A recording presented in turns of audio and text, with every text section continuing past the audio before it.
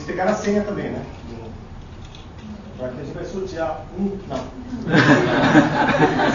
Eu sei que o mais importante aqui é a demonstração do aparelho, mas como a gente não tem mais ou menos a ideia da formação de vocês, eu não sei, quem aqui não é da área de computação?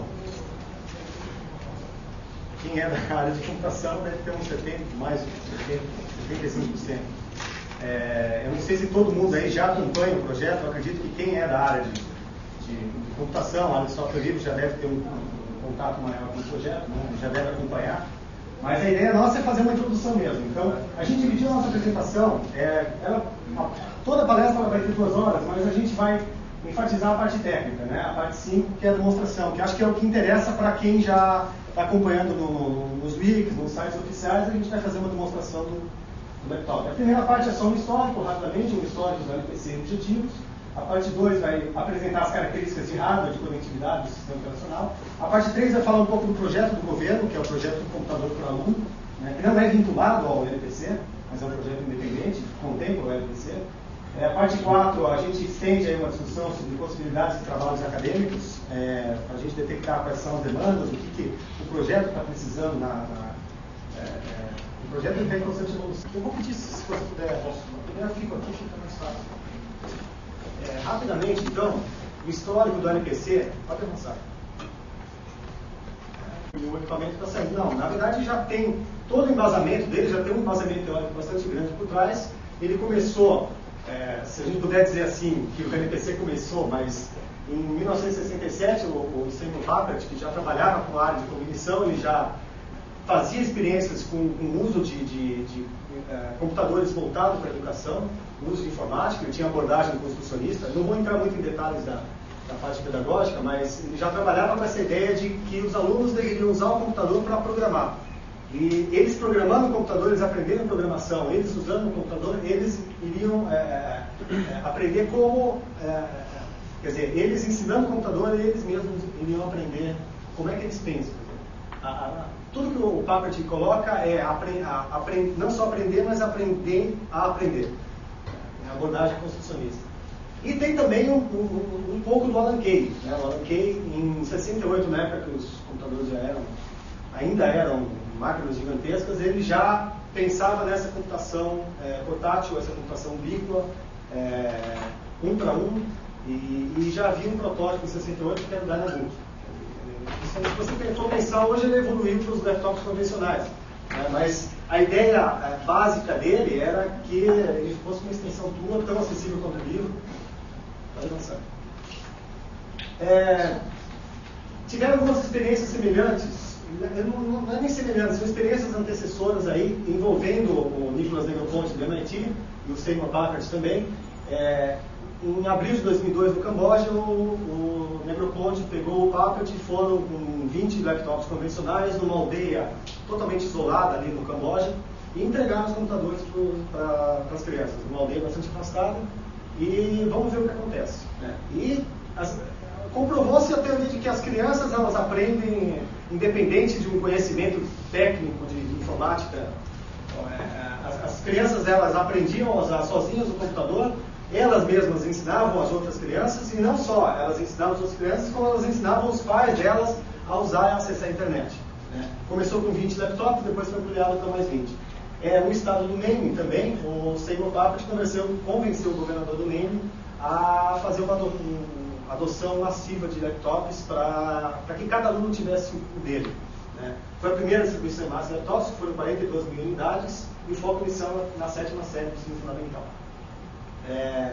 A ideia de se criar um laptop de $100 especificamente surgiu, primeiro, na cabeça do Nicholas Negroponte, mas numa conversa informal com um amigo dele, que é o Hector Ruiz, que é o CEO da AMD, ele esboçou mais ou menos a ideia que ele tinha numa troca de e-mails, e o que você acha de fazer um laptop de $100? E o Hector Ruiz falou, não, pode contar comigo, pode contar com a minha computador.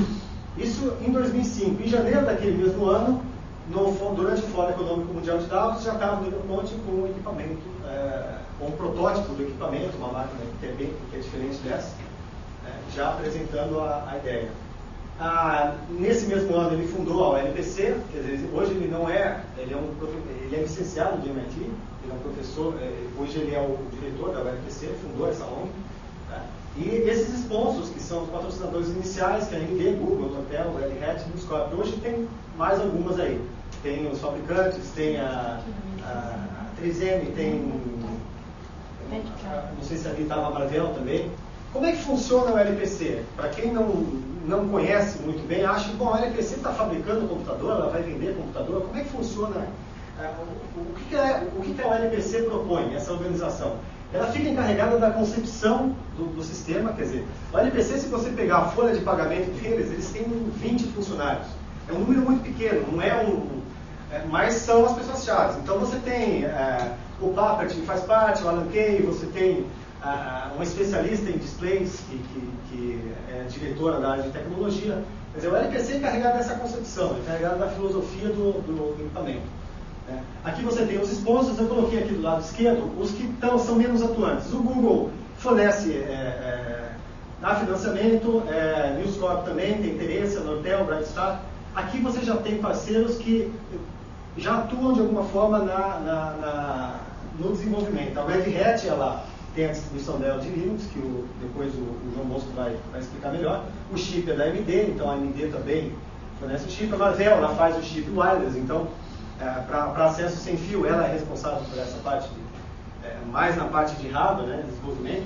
E quem fabrica os laptops efetivamente a Fuse Project que fez o desenho do laptop, então nem a ULPC trabalha com isso. Ela passou para a Fuse Project a ideia de eu preciso de um laptop resistente, que tenha rede sem fio, e aí ela desenvolveu o jeito do equipamento. A Shimei é quem faz a parte de display, baseado num projeto da diretora de tecnologia, que é a Nelly Will Jepsen, né? Não vai falar dela, mas depois a gente pode procurar, pesquisar na internet. É um display bastante inovador, como a gente vai ver. E a Quanta Computer. São duas empresas, daqui a gente conhece o nome desses sponsors, mas quando a gente olha, mas o que é a Quanta? A Quanta fabrica 35% dos laptops do mundo hoje. A Acer manda o projeto para lá, ela fabrica e coloca o label da Acer, a Toshiba, a Compaq. Então ela é a maior fabricante de laptops. E a Shimei é uma das maiores fabricantes de displays. Né? Então eles trabalham no fornecimento, na montagem. O que acontece aqui? Os países, eles fazem a encomenda para a ULPC. A ULPC ela precisa de um lote inicial de unidades para que ela dê início à fabricação em massa. Hoje, a Quanta fabrica os equipamentos, mas para que o laptop se torne bastante barato, você precisa ter um lote inicial. Né? E ela, eventualmente, envia equipamentos para testes. Esses equipamentos são para testes. Na Argentina você tem também no Uruguai, no Peru, Líbia, Nigéria e Ruanda. Mas tem outros países que também têm interesse. Pode passar. Tá? Bom, aí são os objetivos da ULPC. Isso é muito importante. A frase do Miller Ponte é um projeto educacional, não de laptop. O nome laptop pode até, nesse caso, ser prejudicial, porque quando você pensa em laptop, você sempre, é quase inevitável, você sempre vai querer comparar ele com um laptop convencional, em termos de performance, em termos de... E o projeto é educacional. A ideia é você ter um computador acessível, um computador com um mínimo de recursos suficiente para que as crianças e todo mundo tenham novas oportunidades para explorar, experimentar e se expressar. Tá? Ela é uma organização sem fins lucrativos. Pode passar.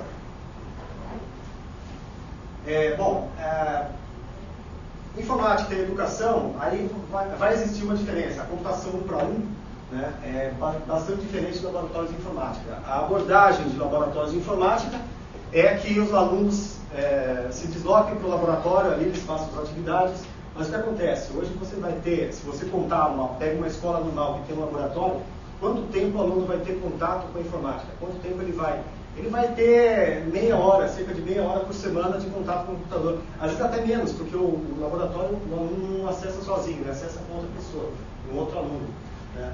E geralmente você vai ter um laboratório, você acaba tendo um laboratório para aula de informática. No laboratório de química você tem aula de química, você vai ter laboratório de informática para ter aula de informática, e não é essa a ideia. A ideia é você usar a informática para aprender. Né? Nesse caso, a característica do equipamento que seria da criança, né? A ULPC, a ideia dela é que o computador seja do aluno, que leve ele para casa, é dele. O computador, na verdade, o governo distribui para a criança, essa é a ideia da ULPC. Não é bem o que o Brasil imagina, mas essa é a ideia. Tá? E como é que você consegue essa redução de preço? Essa foi a sacada do meu ponto. Você tinha... o custo do laptop hoje, você tinha 50% só com vendas, distribuição e marketing. Então, se você consegue um modelo em que você elimina isso aqui, você já reduz em 50% o preço do laptop. Com um pouco de inovação, você vai reduzir o tamanho do display. Se você tiver software livre, você elimina a necessidade de sistema operacional. Então, você consegue um custo bastante pequeno. Bom, características de hardware, conectividade, sistema operacional e software, o João Bosco vai dar mais detalhes. Pode ir,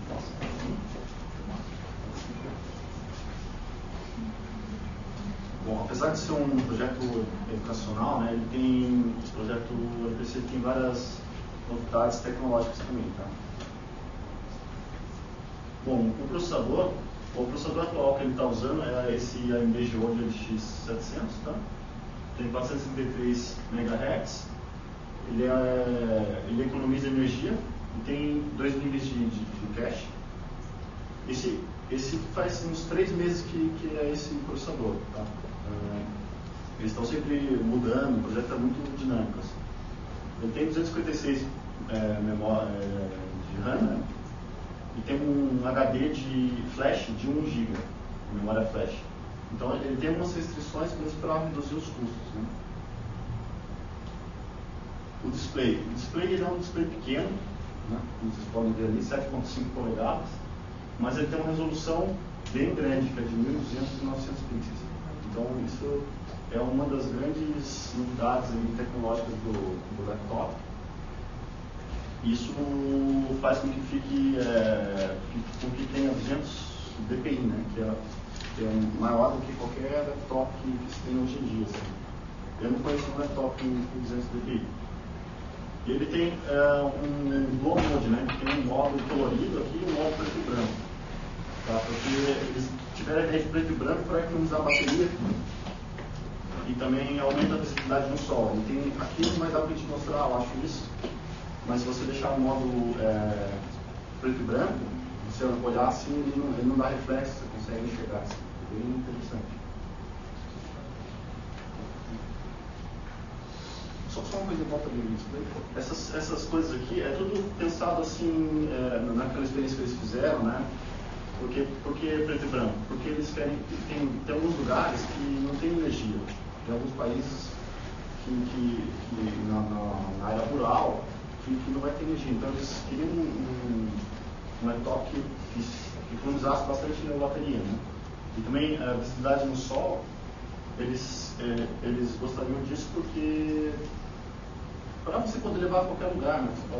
Você poderia levar debaixo de uma árvore lá, se usar o laptop, como se fosse um livro mesmo. Bateria também é bastante interessante, né? Ela tem um tempo de vida bastante alto, 2.000 ciclos de carregamento e de descarregamento. Isso aqui é bastante interessante, ela tem previsão de um gerador, né? Para recarregar essa bateria. Esse gerador ainda não foi definido, teve vários protótipos. Teve um que era uma manivela, que se a pessoa estivesse usando tivesse acabando a bateria, ele rodava a manivela ali, e daí a cada 10 minutos de recarregamento, você poderia usar por mais 30 minutos o laptop. Mais para emergência, se você precisar, né? Se tiver em algum lugar que não tenha energia. Ela é mais segura porque uma preocupação é essa também, porque como vai ser manuseado por crianças, só tem que ser uma bateria segura, né? Que não estoure, que não dê problema. E ecologicamente correto também, porque a ideia deles é fazer em produção, então isso não pode gerar muito lixo, né? Tem que ser reciclado. E tem uma autonomia também bastante grande aqui, de 6 horas. E de dias para nó de rede, né? Depois eu vou explicar, porque se você desliga, ele na verdade não desliga ainda, ele continua fazendo roteamento de pacotes. Eu vou explicar melhor isso. Alguns periféricos, ele tem uma câmera, acho Aqui tem uma câmera, tem microfone, tem várias portas USB, se não me engano são 3. Tem as antenas de rede, tá? Essas aqui são as antenas de rede. Tem um touchpad aqui. Tem um speaker de áudio.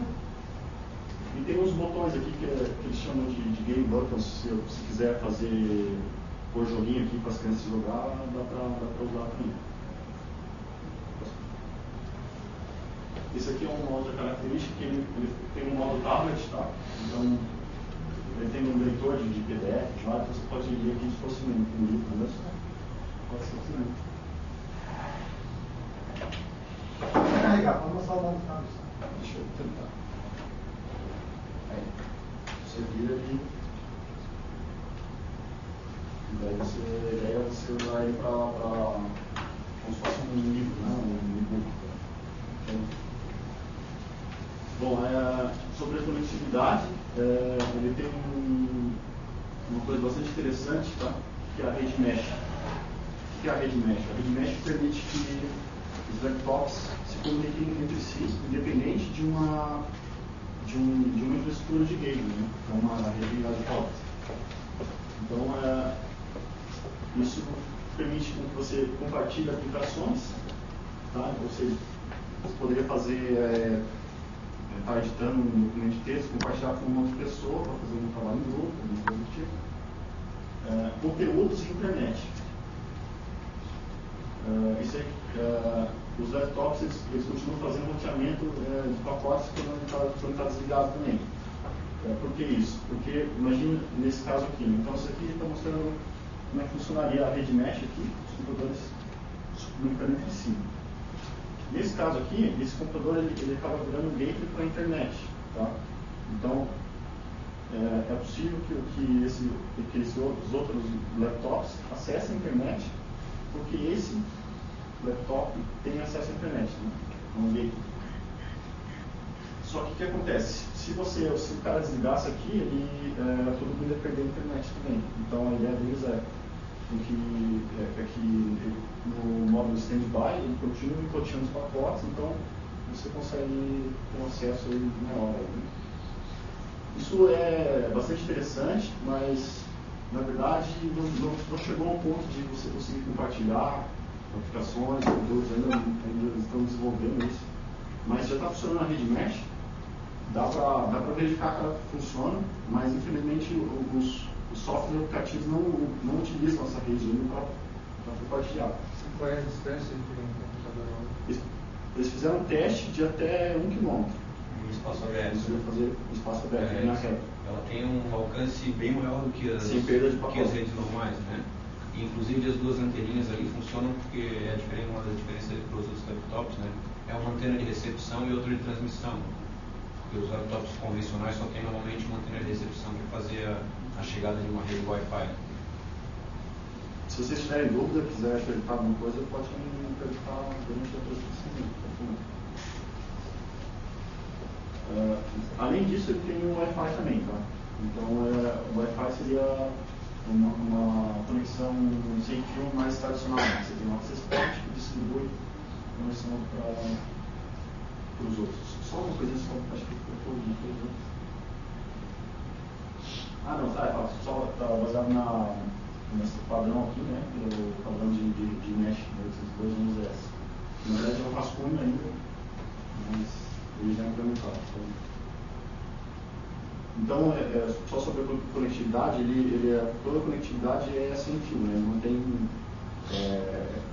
tem porta internet ali de cabo. Tá? Isso é legal, mas a maioria das infraestruturas de rede que se tem hoje em dia é internet, então...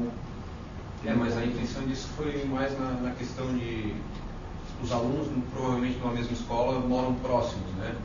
Ou seria um conceito, né? De que a maioria moram próximos à escola ou próximos a eles mesmos. Então, mesmo sem ter uma estrutura de rede, eles podem fazer a troca de arquivos, trabalhar no mesmo documento, ou numa mesma atividade que a pessoa está criando. Eles podem interagir um com o outro, mesmo sem ter uma estrutura de rede, né? Sim, não precisa estar dentro da escola para interagir. E além disso, eles poderiam formar uma rede e fazer os trabalhos juntos.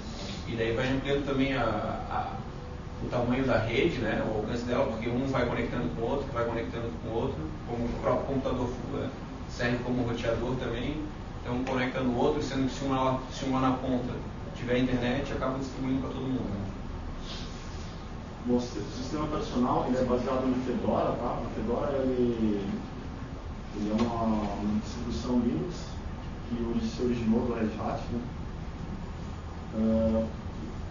Qual é a diferença? Eles adicionaram alguns drivers e eles têm bastante inspiração com o pessoal do kernel do Linux. Então, algumas coisas que eles desenvolvem são incorporadas no kernel do Linux. E ao contrário também, né? Uma das pessoas que trabalham nesse projeto diariamente assim, é o Marcelo Fossati, que é o mantenedor do kernel do Linux. Então, tem um time bastante qualificado de pessoas que estão atrás para ver as pessoas, o histórico do pessoal que trabalha. Pessoal bastante qualificado. Um dos contribuidores é o diretor do Python, né? Também participa do projeto. Bom, o software ele está em constante desenvolvimento, né? A gente testava, assim, semanalmente a gente testava, bem legal, escrevia uns relatórios, daí lançava uma versão nova, estava tudo diferente, daí tinha que testar de novo.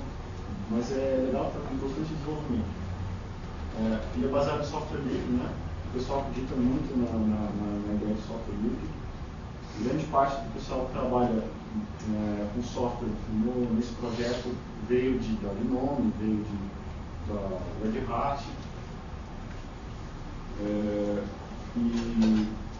E também interessante de usar software livre porque também é gratuito e não dá para encarecer o laptop no software. O que mais? Linguagem de programação C++ para o sistema base e Python para os aplicativos. Tá? Isso foi a plataforma que eles escolheram utilizar a linguagem Python para desenvolver os aplicativos. Bom, o Sugar. O que é o Sugar? O Sugar ele é um ambiente gráfico do XOR. Ele tem essa carinha aqui. Tá?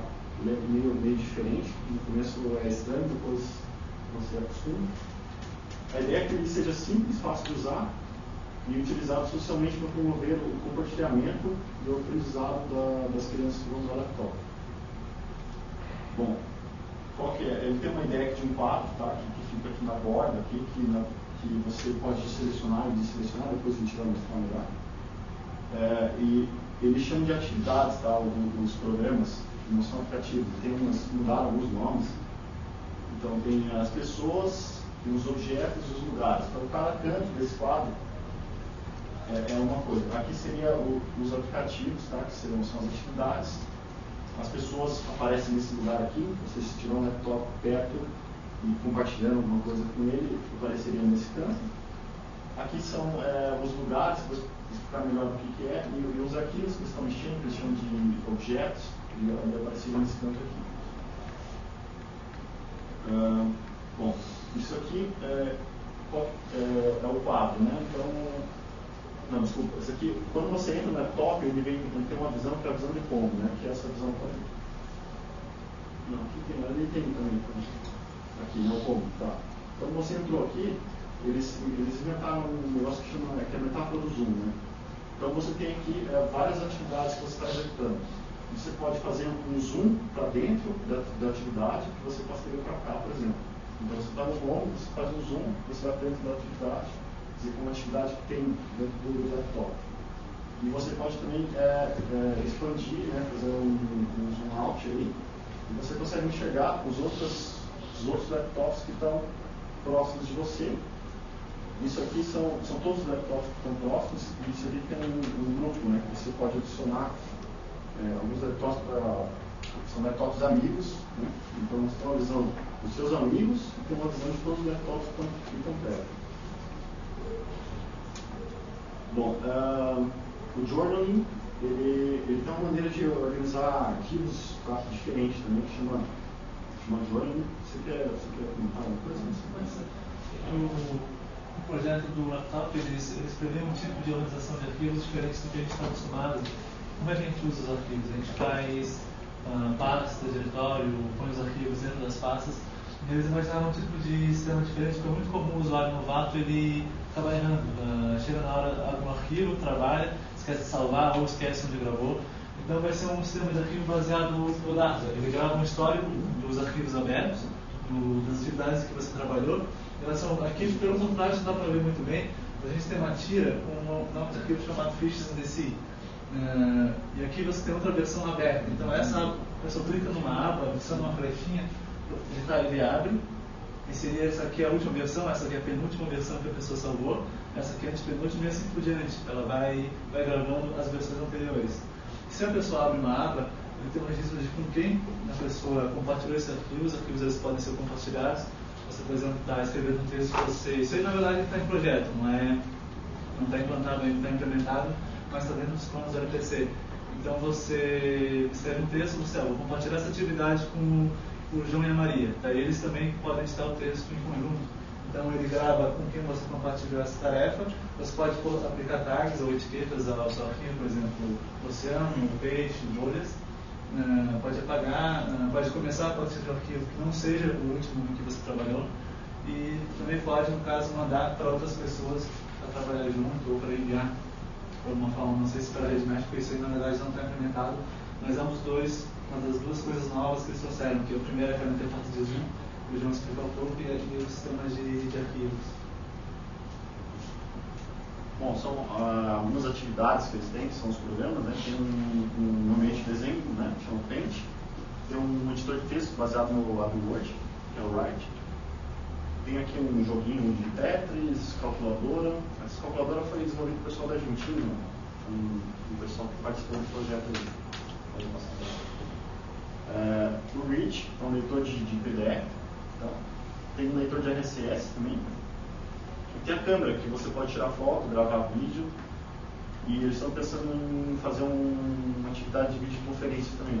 Daí, para fazer videoconferência entre os laptops. Ele tem um ambiente que esse ambiente é interessante, que é o Squeak, tá? Que já existia antes do laptop. É um ambiente de autoria, né? Onde você programa, mas de uma forma visual, então é mais voltado para as crianças mesmo, para as crianças fazerem algumas coisas, né? O Zé Lacerda falou do logo, né? Então é meio que baseado no logo, assim, já teve algumas iniciativas dessa maneira, né?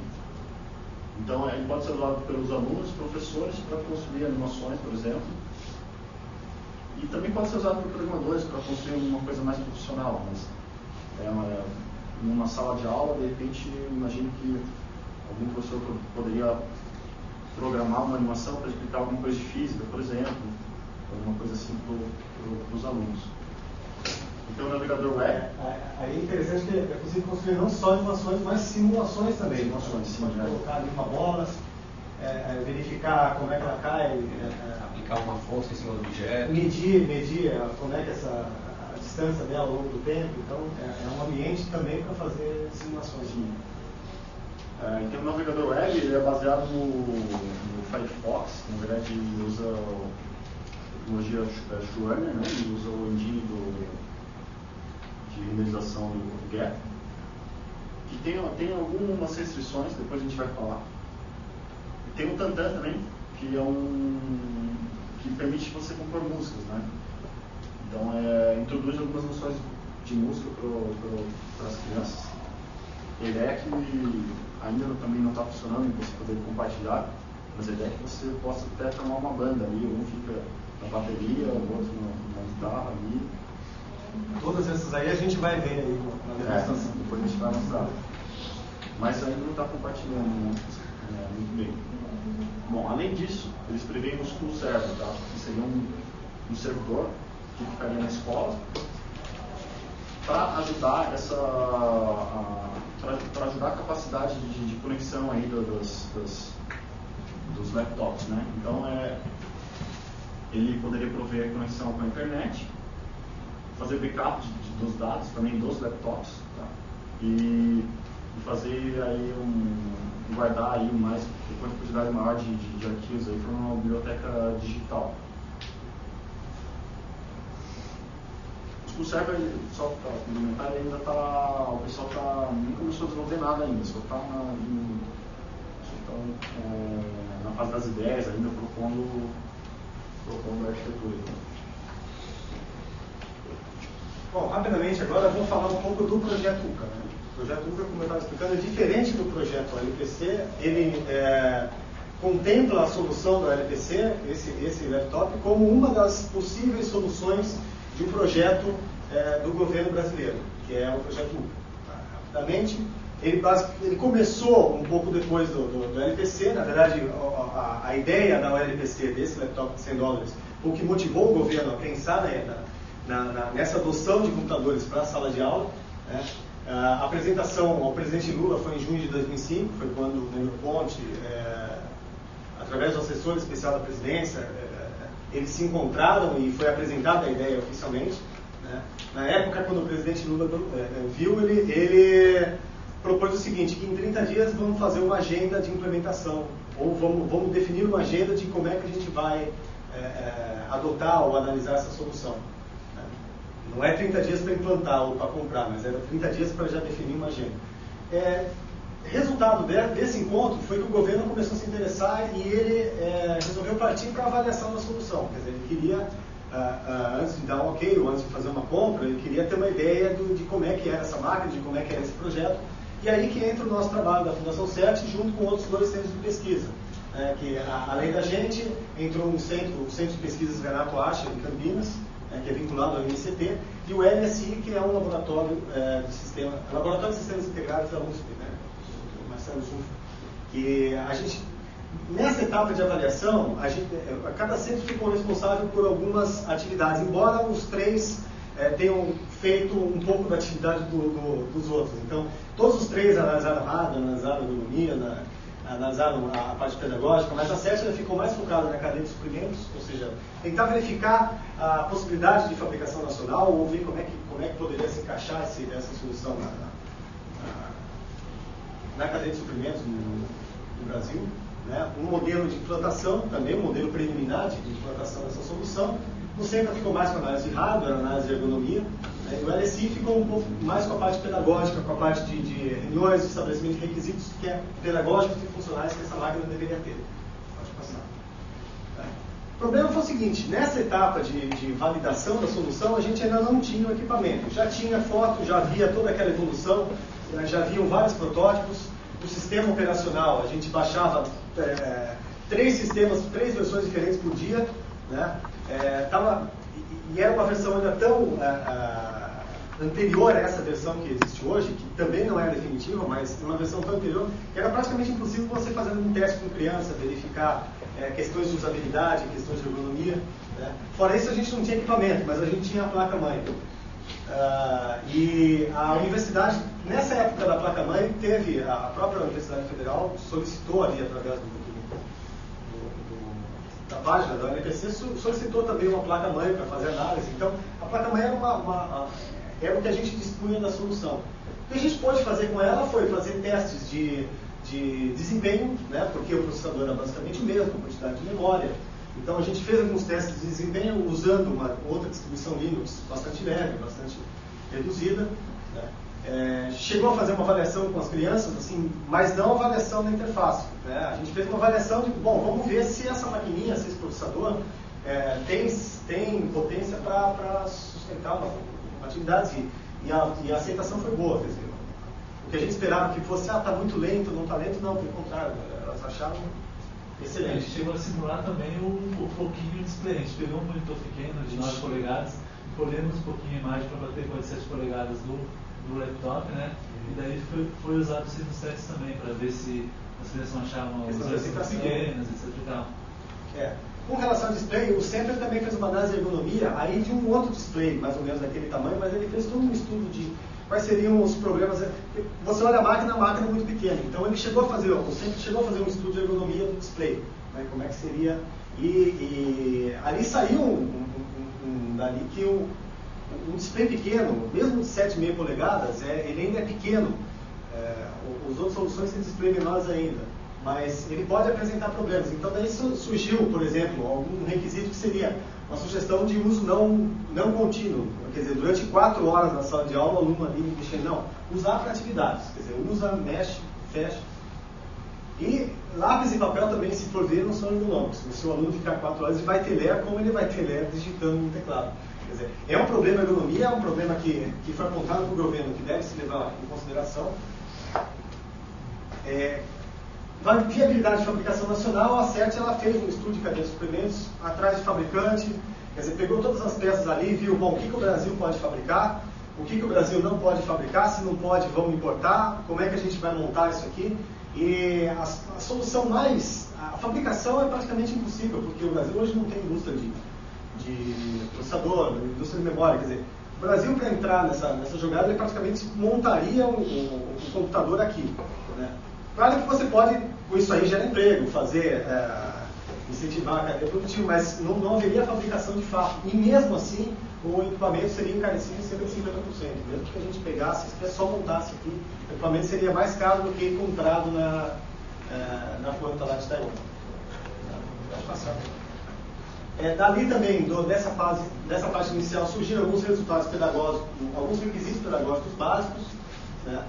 Isso aí foi feito através de encontros com especialistas em informática e comunicação, mas requisitos bastante preliminares, tipo, o equipamento ele tem que ser capaz de tocar vídeo, ou ele tem que ser capaz de tocar som, porque isso é importante, porque ele tem que tocar objetos de aprendizagem que o MEC desenvolve, né? Quer dizer, requisitos assim bastante básicos. E a validação dos 300 para o governo, nessa primeira etapa, quando a gente ainda não tinha equipamento, é que se reservasse recursos orçamentários para 2007. Não foi feita uma recomendação do tipo, eu comprar essa solução, mas reservar recursos porque esperar a maturação do dispositivo, né? Também foi feita uma proposta de ampliação de escopo, para quê? Para ver outras alternativas que poderiam surgir também, e de fato surgiram outras soluções, né? Uma coisa que faltava era a realização de pilotos em escolas, então foi uma recomendação de que se criasse se continuasse fazendo pesquisa nessa área, mas com escopo ampliado. Dali surgiu o projeto Um Computador por Aluno. Pode avançar. Hoje o projeto está numa fase, o governo ele tem um documento chamado Projeto Base, que traz as diretrizes, os 3 pilares do UCA, que são não só a revolução da educação, que essa ideia é a ideia do Negroponte, a ideia do LPC, né? Mas ele também inclui inclusão digital e inserção da cadeia produtiva nacional.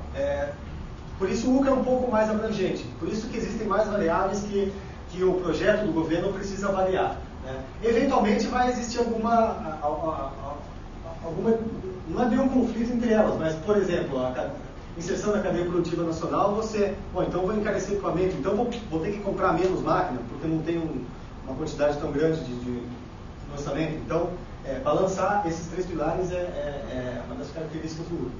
E ele tem pressupostos também. Como na época do lançamento do UCA ainda não havia os pilotos sendo executados, então já tem que se partir de alguns pressupostos, que já são admitidos como sendo necessários antes de qualquer análise com sala de aula ou a aplicação do piloto, que é aí mobilidade, conectividade, com baixo custo, né, para que você possa ter um volume muito grande de máquinas, a utilização para atividades pedagógicas, é uma utilização predominantemente para atividades pedagógicas, acessibilidade é uma coisa que o MEC também dá bastante importância, o uso de software livre, se não for software livre não está, e acho que, se não me engano, recentemente o assessor do ministro da presidência acabou de dizer que aquela história do Windows, se não for livre, o governo não quer, né? Idioma em português no Brasil. Qualquer solução para entrar numa disputa, para compra, para licitação, ela tem que partir desses pressupostos. Tá? Aí são alguns resultados esperados pelo projeto, que é a melhoria do processo de ensino e aprendizagem, a maior autonomia do estudante na construção do conhecimento. Então, esse texto é um texto tirado do MEC mesmo, desse documento do MEC, que são os resultados que ele espera. Maior autonomia do estudante na construção do conhecimento, maior integração entre a escola e a comunidade. Então, aqui a gente percebe que não é, no caso do governo brasileiro, ele não encara só como um projeto meramente educacional, ele também coloca a comunidade ali. Um acesso maior do estudante a outras culturas, isso é interessante. O governo espera que com essa solução o estudante ele possa também compartilhar conhecimento com alunos de outros países que estejam usando a solução. A diminuição do índice de evasão escolar, isso aqui já é interessante, porque já existe um piloto acontecendo em Porto Alegre, e um dia o professor não pôde comparecer lá. E os alunos foram liberados, e nenhum aluno saiu de lá, eles continuaram mexendo no equipamento. Então, o interesse dos alunos pela tecnologia, isso aqui já é uma das coisas que a gente já consegue perceber. O aluno se sente motivado a ir para a escola pelo simples fato de existir um equipamento tecnológico ali. Universalização do acesso à informação, atendimento à política nacional de acessibilidade e aí o fortalecimento da cadeia produtiva brasileira, que é um dos requisitos também. Alguns resultados esperados. Aí existem algumas questões no modelo de implementação, porque não é só a compra que vai definir como é que o projeto vai ter sucesso ou não. Tem agora, recentemente saiu uma matéria no New York Times que mostra que as experiências lá nos Estados Unidos, se você não tem um acompanhamento da parte pedagógica, um acompanhamento da parte de infraestrutura, questão de segurança, você vai ter problema. Então, o Projeto UCA ele também coloca algumas questões que devem ser pesquisadas e devem ser desenvolvidas. Quer dizer, qual vai ser a prioridade? Isso aí o MEC ele coloca como alunos de terceira a quinta série, do ensino fundamental. A gente não vai poder comprar de cara 30, o Brasil tem 37 milhões de alunos da rede pública no ensino fundamental, em médio. O Brasil não vai comprar 37 milhões de equipamentos. Então, como é que a gente vai começar? Qual vai ser a prioridade? Qual a atual condição de infraestrutura das escolas? Esses equipamentos, para acessar a internet, eles vão precisar ter conectividade. Então, precisa se pensar também na questão da infraestrutura de rede, como é que vai ser o acesso à internet.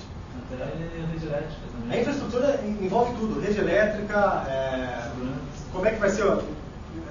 Uma escola tem 200 máquinas, as 200 máquinas sendo carregadas ao mesmo tempo, como é que está essa infraestrutura da rede elétrica das escolas? Também é um ponto a se considerar.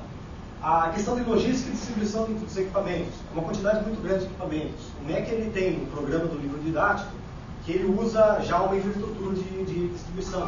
Quer dizer, também tem que se pensar se vai usar essa infraestrutura, se não vai, se vai partir para uma terceirização, alguma empresa ficará encarregada da distribuição.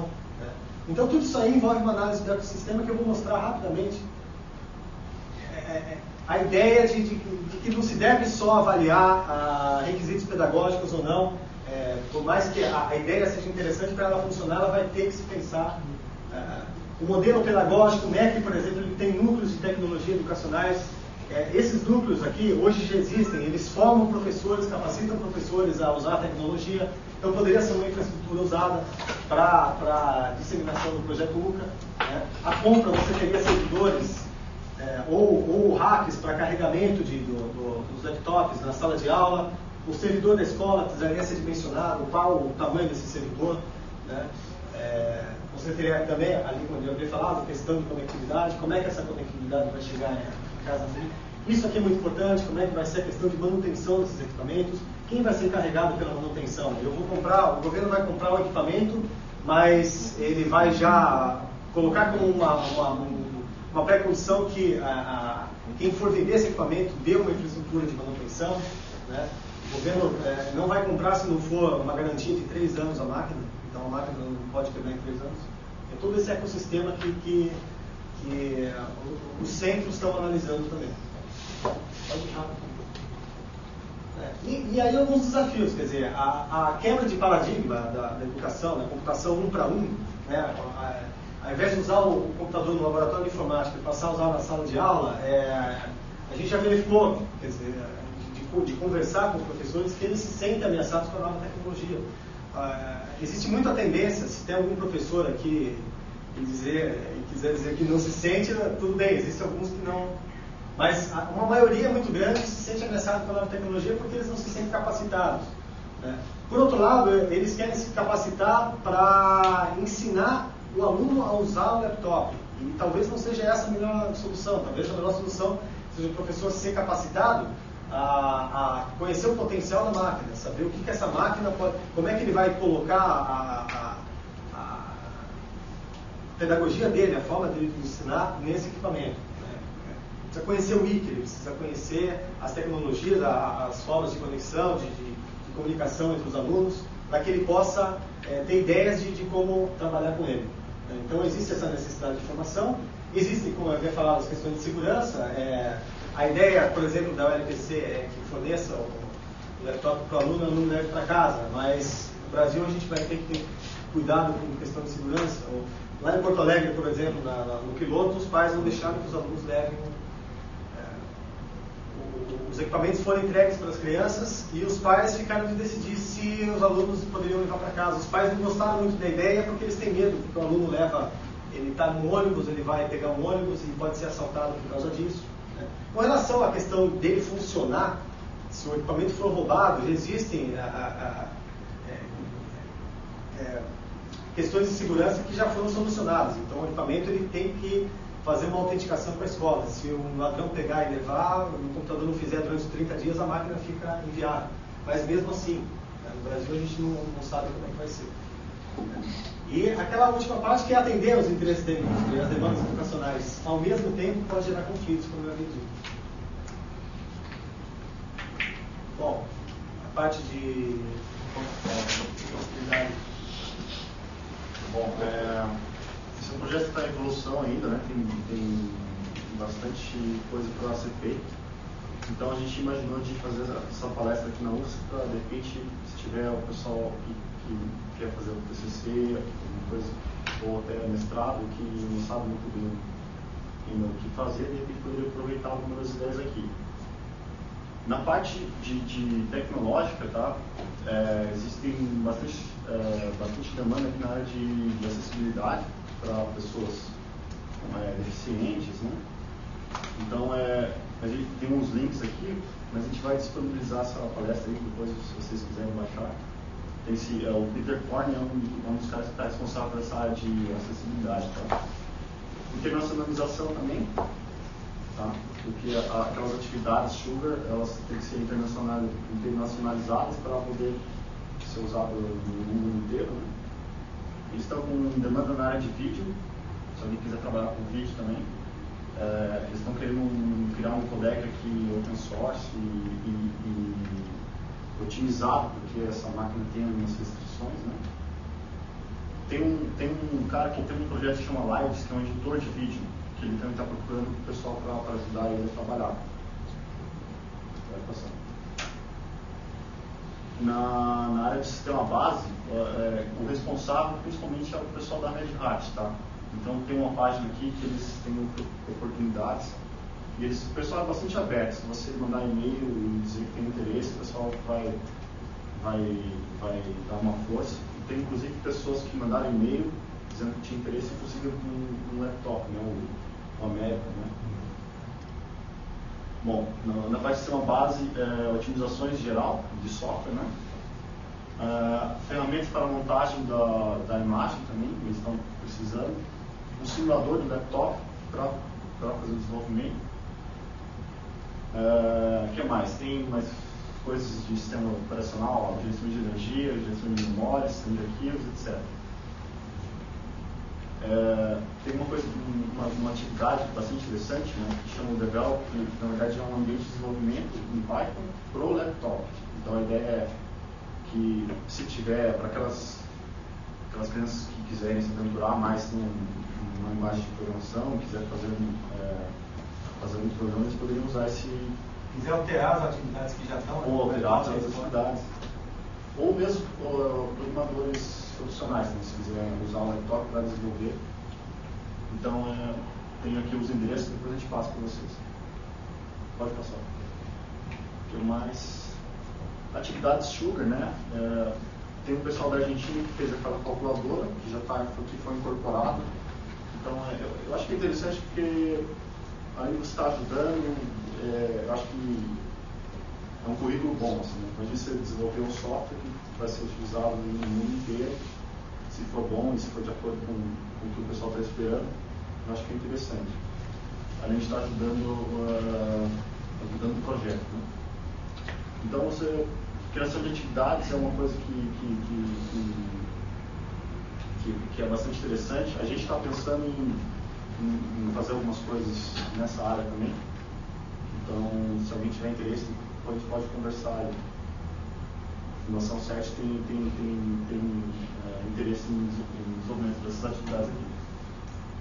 Você pode também simplesmente testar e identificar problemas. Tá? Tem um simulador aqui que é o QEMU. Tá? Dá para usar também esse JHBuild aqui.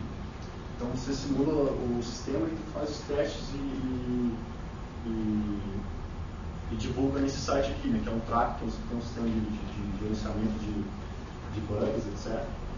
Então a gente identificou vários problemas, mandava para eles iam corrigindo. O pessoal é bastante aberto, tá? Então acho que vale a pena investir nisso daí. Tem um servidor, o pessoal ainda está na fase de elaboração, né? Mas com certeza vai precisar para trabalhar com ele. O navegador ele tem alguns problemas, tá? Zoom, por que Zoom? Tem um problema no navegador porque ele tem uma tela de 7.5 polegadas e uma resolução muito alta. Então, na maioria dos sites da internet ficam muito pequenos, porque eles são feitos. Na verdade, a culpa é do desenvolvedor do site que faz errado. Ele faz uma resolução fixa, então o código fica muito pequeno. Então eles fizeram uma gambiarra agora de aumentar os pixels. Então o navegador, você consegue navegar na maioria dos sites. Mas o ideal é se tivesse uma ferramenta de zoom, como o Opera tem, você pode daí adaptar o laptop para qualquer site, né? Tabs também, ele não tem tabs ainda, que é uma coisa que faz falta. E plugin também, não tem muita interação com plugins. Assim. Pode falar. Aí são algumas oportunidades também na área de educação, também na área tecnológica, mas de concreto, a OLPC ela lançou esse Grassroots Innovation Proposal, que depois a gente vai passar a apresentação para vocês, tem esse endereço aqui que dá para pegar mais informações. Né? A OLPC é uma organização bastante pequena, né? Ela tem poucas pessoas trabalhando. E ela não tem uma quantidade muito grande de fundos, mas ela está prevendo fundos e recursos para iniciativas comunitárias. Eu entendo como fundos e recursos não só, de repente, o dinheiro para pesquisa, mas também, eventualmente, fornecer laptops para algumas iniciativas que forem apresentadas. Na época da placa-mãe, a gente recebeu porque a gente participava de um projeto para o governo brasileiro de análise da solução. Mas ficou um tempo ali no site da UFPC. Quem quisesse, eles disseram, a gente tem algumas placas aqui, a gente está disposto a oferecer. Teve gente da universidade que escreveu ali e colocou, eu quero usar para testar isso, e recebeu a placa. A ideia aqui, acredito que seja a mesma coisa. O João Bosco falou também a gente conhece um dos melhores blogs brasileiros sobre o LPC, de uma pessoa que trabalhou na IBM, hoje tem 62 anos, se não me engano, Américo Damasceno, que é entusiasta. Ele trabalha na verdade, ele desenvolve aquilo ali por paixão mesmo. Quer dizer, e ele começou a divulgar, começou a fornecer, ele tinha uma solução de uma atividade, uma espécie de um mundo virtual, onde as pessoas os alunos poderiam passear por aquele mundo virtual. E ele começou a entrar em contato com a LPC. Ele recebeu a máquina sem passar por burocracia. O LPC pegou, me mandou o teu endereço, não sei se foi exatamente assim, mas ele recebeu um XO simplesmente por estar participando nessa filosofia de código aberto. Quer dizer, está sugerindo melhorias, está pensando no equipamento. Esse Grassroots me parece que é uma coisa também nesse sentido. Tá? Então, isso aqui é interessante, até tem um tempo, até dia 30 de maio, de pensar um projetinho. E eles pensam não só na área de conteúdos, assim, eles pensam na criação de livros textos em wiki. Então, um livro-texto que os alunos possam colaborativamente escrever juntos ou adaptar. Aquelas aplicações de software que ainda não estão contempladas na máquina, as propostas ainda estão abertas ali. Periféricos adicionais, por exemplo, com essas entradas USB eu posso colocar, sei lá, um medidor de temperatura, então eu vou poder usar o meu XO numa aula de química. Essas ideias que eu acho que a UFPC está procurando. Inclusive projetos de capacitação. Eu posso pedir algumas unidades porque eu quero testar a aceitação de professor. Essa oportunidade está aberta até o dia 31 de maio. E uma outra oportunidade também é fazer a parceria com a SET. Quer dizer, como a gente hoje trabalha com um projeto para o governo, e a gente já existem testes de campo acontecendo, vai começar um agora em Brasília com uma outra solução que a SET vai participar nessa análise de infraestrutura, de segurança. E a gente está pleiteando agora também um teste aqui em Florianópolis, uma escola aqui de Florianópolis. Então, para de repente alguém que quiser fazer um projeto de mestrado, alguém que quiser testar alguma solução de software que desenvolveu naquele equipamento durante o teste de campo, pode ser feito através da gente. O teste de atividades no XO. O XO, que é a máquina, ou o Sugar, o sistema operacional, ele está ali para quem quiser baixar. Existe um emulador, as pessoas podem baixar e podem testar ali o sistema operacional dele no seu computador. Mas se de repente, mas eu queria ver isso aí na tela de LCD do equipamento, então pode procurar a gente também para de repente fazer teste de atividades no próprio dispositivo. Fiz uma aplicação, fiz uma atividade aqui no emulador, muito legal, será que vai rodar com velocidade boa ou não? Será que vai reconhecer a rede? Também pode procurar, se quiser fazer um teste com o equipamento. Né? Proposta de modelos educacionais também, durante os testes de campo, a gente está aberto para propostas. Aí a gente colocou também, já pensando que a gente vai deixar essa apresentação com vocês, as principais fontes de informação. Essas aqui são as 3 oficiais do laptop. Essa é a LPC News, é uma fonte independente, ela é bem interessante, acontecem muitas discussões ali. Como ela não é do LPC, ela ao mesmo tempo elogia, ela ao mesmo tempo critica, ela vê problemas do LPC. É uma fonte bastante interessante para informações. Dali dá para ver o que os outros países que vão adotar ou que estão pensando em adotar, como é que fica a questão. E recentemente abriu para que todas as pessoas possam escrever também com contribuições. Então, não lembro o nome o nome estranho, o nome do mantenedor desse blog, mas ele aceita artigos sobre o projeto e ele publica ali. Esse aqui é o blog do Américo Damasceno, que é bastante interessante, tem muita informação atualizada. O LP Citizen também, um blog com bastante informação. O piloto que já iniciou lá em Porto Alegre, dá para pegar informações aqui. Esse aqui é o único blog oficial do governo. Ele está sendo mais usado para marcar reuniões com especialistas da educação, colocar alguns apontamentos do governo. Fora isso, tem também os sites no Chile e na Argentina. As listas de discussão são bastante... tem mais, não são só essas 3. Mas a lista do Brasil participa gente da área de computação, gente da área de pedagogia, o Alberto participa, o Beira da Rocha participa, a SET participa, a USP participa. Quer dizer, nessa lista é a lista de todo mundo no Brasil interessado. E nessas listas aqui, essas 2 oficiais aqui, você encontra todos os... Quer dizer, consegue conversar diretamente com a pessoa que está coordenando o desenvolvimento da interface. Então, a chance de conseguir de repente, ter alguma sugestão ali implementada é bastante grande. E os canais RPC também são usados por todo mundo ali da RPC, ou pelo menos os desenvolvedores. Então, também é um canal direto. O pessoal fica o dia inteiro lá no IRC ali, então, e o pessoal bastante atencioso. Se vocês estiverem rodando um trabalho em cima do laptop, tiver alguma dúvida, o pessoal está sempre respondendo. Uma outra coisa é que o projeto, como ele já tem, o projeto LPC, como ele já vem ali, com todo esse histórico do Alan Kay lá atrás, o Squeak já tem paper sobre o Squeak, a questão do construcionismo do Seymour Papert também. Então, já existe bastante embasamento teórico. Então, um projeto acadêmico também é bastante interessante. Já existe uma quantidade bastante grande de fontes aí. Antes da demonstração, não sei se vocês têm alguma dúvida ou se vocês já querem tirar as dúvidas durante a demonstração. Eu tenho uma pergunta. Dentro daquele tripé que você mostrou os 3 pilares, prioridades, os pilares de prioridades, eu queria fazer uma pergunta sobre o último pilar, que era de cadeia produtiva. Inserção da cadeia. Basicamente de inserção de empresas brasileiras na produção de software. Existe algum modelo que o governo brasileiro tenha adotado, que esteja algum rascunho em discussão para a inserção visão de empresas ou você... Para empresas de software, para trabalhar, para ganhar... isso na produção de soluções para o XO, para o LPC. Especificamente não tem, mas vai sair, por exemplo, um edital que é para desenvolvimento de um portal educacional positivo, que é um portal fechado ela vende as licenças para as escolas.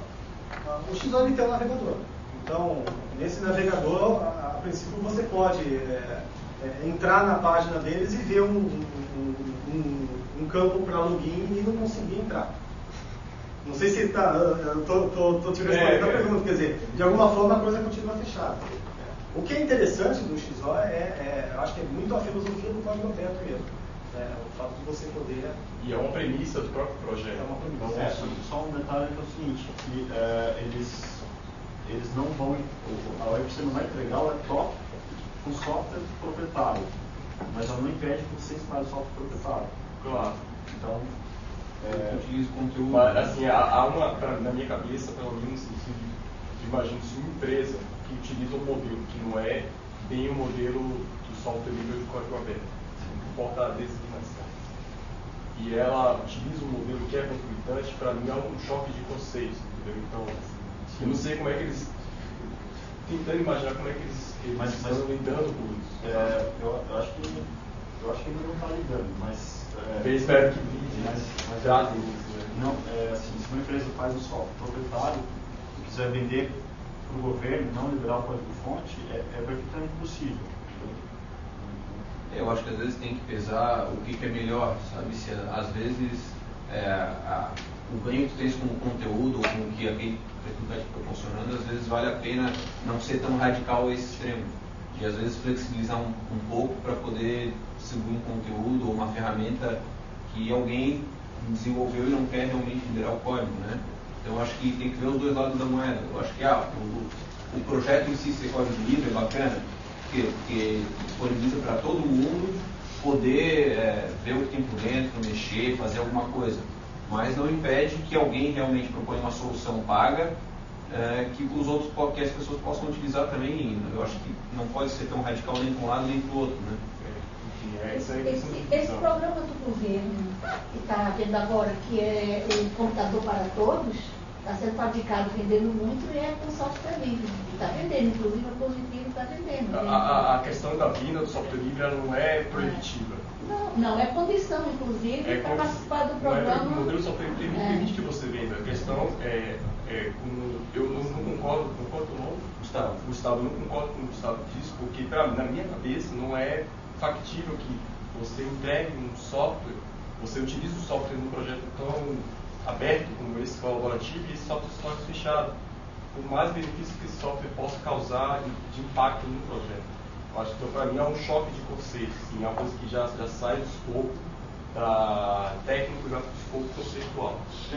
A gente teve uma discussão com o pessoal da UNPC sobre isso. Isso daí é muito de cada um tem uma opinião, mas só para contextualizar, era sobre o plugin de Flash. Tá? O que acontece? A maioria dos portais com conteúdo educacional, hoje em dia, aqui no Brasil, tem conteúdo em Flash. E o Flash é uma tecnologia proprietária. Então, o pessoal tem um plugin chamado Nash, que é um plugin de software livre para Flash, mas ele está ainda muito primitivo. Então, o pessoal, a gente teve essa discussão, a gente perguntava, por que vocês não põem plugin da Macromedia? Aí teve esse conflito e tal. Eles suportaram, eles fizeram, na verdade a gente não conseguiu nem instalar o plugin, porque tinha um problema com fonte e tal. Eles tomaram, consertaram esse problema e falaram, se vocês quiserem, vocês podem usar, mas a gente não vai pôr, por enquanto. Mas o foco do projeto é um projeto educacional. Então, eu acho que assim, se for uma discussão que a gente teve, a conclusão que a gente teve com o Jim se for ajudar no processo de educacional e não tiver nenhuma solução livre que proporcione isso, então momentaneamente pode-se usar alguma coisa mais proprietária. como por exemplo o domínio Flash, que provavelmente vai ser incluído no laptop em breve. Aqui no Brasil, você viu Não, do contexto de experimentação de trabalho que você está falando? Não, eu acredito que... Você acredita que possa ser colocado? Se o Minash não chegar num nível satisfatório, vai ser substituído. Tem que ser, porque se a gente radicalizar, quer invasar uma coisa que não é legal, eu sou partidário, mas tem que lembrar que o objetivo é melhorar a questão. Pode ser desejado, mas não obrigatório, de repente, assim como pode ser free e não ser open, tem diferenças sutis, assim. Não, eu queria fazer também uma observação de caráter assim, mais político, como ele fez. Eu sou da área de sociologia, não entendo nada de tecnologia, mas e tenho trabalhado muito nessa relação entre tecnologia e sociedade. E justamente eu acho que o grande problema é que o obstáculo, na verdade, não está no desenvolvimento da tecnologia, está no social. Na medida que vocês entram na educação, quer dizer, a gente tem já uma história de políticas voltadas, inclusive com o PROINF, para desenvolver, distribuir escola, e todas elas fracassaram até hoje. É uma história de fracassos. A minha pesquisa que eu desenvolvo atualmente lá na Sociologia Política é sobre os cursos de licenciatura aqui no Estado, e a gente vê que o pessoal se forma sem saber como usar o computador do ponto de vista educacional, isso hoje. O pessoal que está se formando esse semestre vai sair daqui da universidade sem saber utilizar nem esse, nem o laptop de $100, nem nenhum. Então esse eu acho que é um grande obstáculo. Como resolver isso? Eu não sei uma resposta, mas eu acho que é importante, quer dizer, que paralelamente ao desenvolvimento do hard, quer dizer, de todo esse trabalho que vocês estão feito, era preciso fazer, digamos assim, alianças, desde já com o pessoal da área de educação.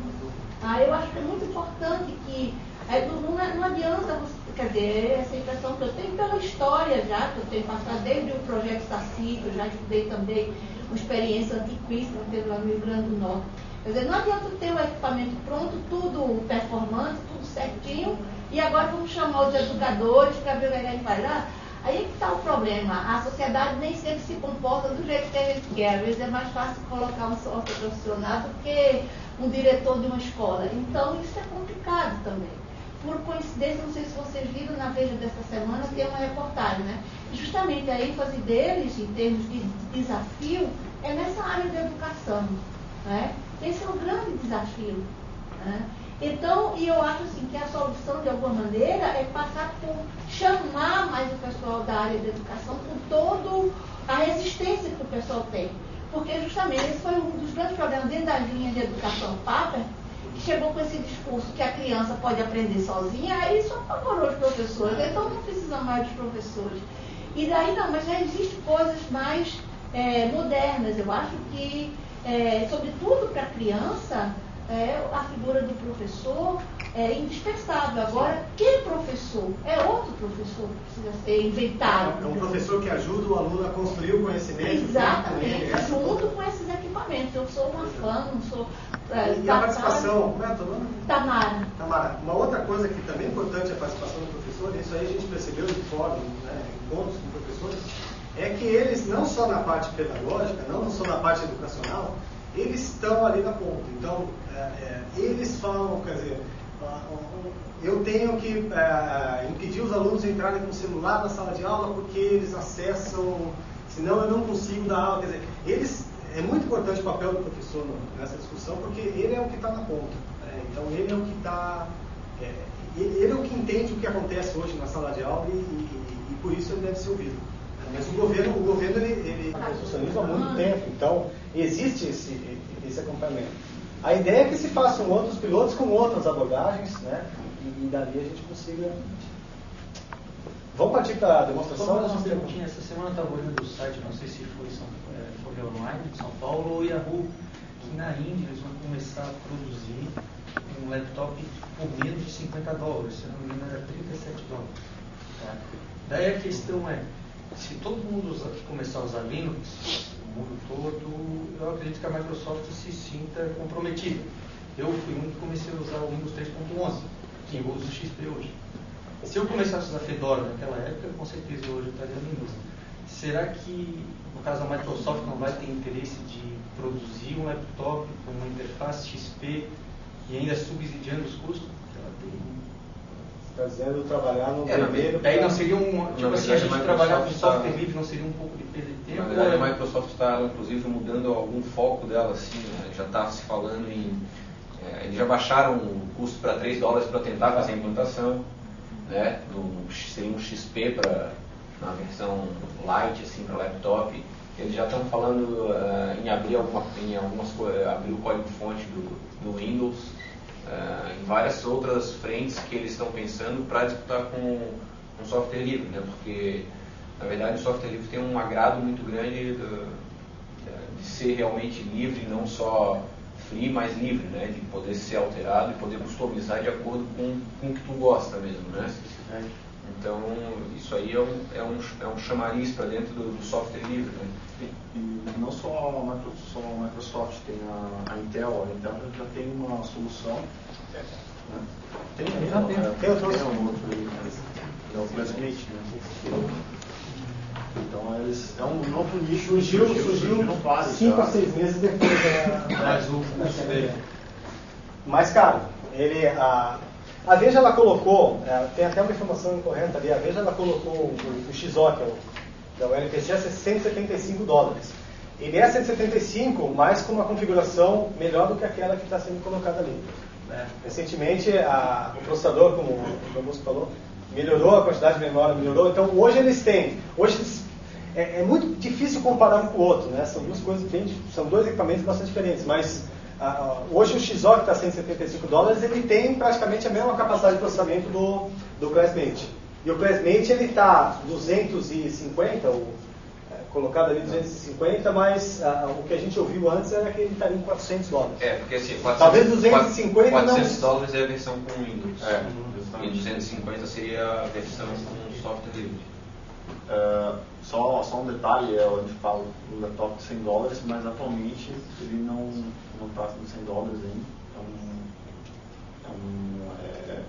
Eles têm a ideia de que isso começa a fazer mais em massa, consegue abaixar o preço e vai chegar a $100, e se diminuir ainda, melhor. A princípio, qual é o preço real dele? Hoje, 175. 175, está sendo estimado. Agora, esse aqui, que é o que a gente vai mostrar na demonstração, ele está menos que isso. Ele estaria de fabricador de $135, $140. Como eu falei, o processador ele vai ter mais processador, vai ter mais memória, vai custar 175. Foi uma decisão que os governos que estão analisando a solução toparam. Outros disseram assim, não, eu acho que vai ter que ter uma... Foi mostrado lá, de 455. Essa configuração aí que estaria 175. Aquela da Veja ali, memória. Ele tem 512 é um de hoje de 366 366. Mas se a gente lembra da época do 311, se a gente lembra da época do 486, 100, ele dá um banho. A questão, isso aí é uma opinião pessoal minha, eu até acho que incrementar a capacidade dele para que ele se torne mais fácil de comparar, olha, ele é mais barato do que os outros, eu até acho, não sei se é a melhor alternativa. Porque senão você está embarcando nessa corrida tecnológica de obsolescência, quer dizer, não, mas daqui a 3 anos, você dá munição para quem diz, não, mas esse computador não vai tocar uma aplicação 3D com uma animação, ou não vai poder, né? Eu acho que é muito mais interessante, quer dizer, o que a gente vai mostrar ali, tem até uma outra distribuição Linux que a gente colocou no outro XO, que toca vídeo de VX com uma qualidade muito boa, e é o processador antigo. Então, acho que é muito mais questão de voltar atrás, quer dizer, esse equipamento aí, se a gente pensar 6, 7 anos atrás, ele dava um banho nos equipamentos de ponta. Então, a questão é melhorar o sistema, deixar o sistema eficiente para as necessidades que ele tem condição de suprir. Mas nenhum dos laptops que a gente tem aqui é o laptop atual. O atual eles fizeram muito poucos, ainda a gente não recebeu. Querem ver o bichinho funcionando?